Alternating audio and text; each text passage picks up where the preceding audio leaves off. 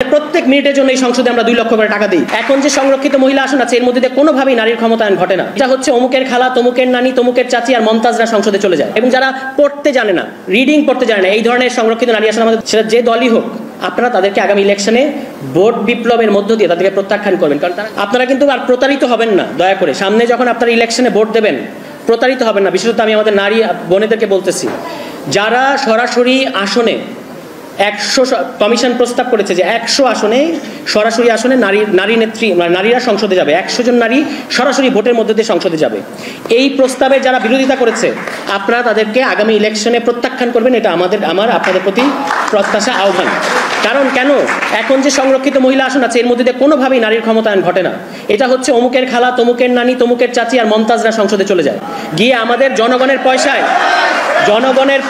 আমাদের প্রত্যেক মিনিটের জন্য এই সংসদে আমরা 2 লক্ষ করে টাকা দিই। এখানে গিয়ে তারা শেখ হাসিনার বন্দনা করে। এই ধরনের নারী সংসদ এবং যারা পড়তে জানে না, রিডিং পড়তে জানে না, এই ধরনের সংরক্ষিত নারী আসন আমাদের দরকার নাই।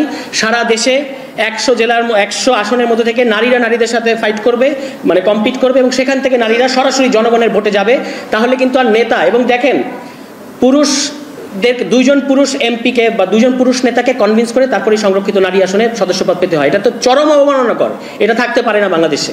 সুতরাং এই যে সরাসরি 100 আসনে যে কথাটা কমিশন বলেছে, আমরা এটাকে সমর্থন করি। এনসিপির পক্ষ থেকে আমরা বলেছি এটা জরুরি, এটা দরকার। এইটা যারা বিরোধিতা করছে, এখন যে সংরক্ষিত মহিলা আসন আছে এর মধ্যে কোনোভাবেই নারীর ক্ষমতায়ন ঘটে না।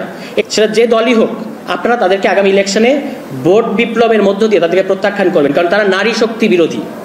বাংলাদেশের জনগোষ্ঠীর অর্ধেক হচ্ছে নারী। সুতরাং তাদেরকে যারা অবজ্ঞা করবে, তাদেরকে যারা পিছনে টেনে ধরে রাখতে চাইবে, তাদের বাংলাদেশে কোনো ভবিষ্যৎ নাই।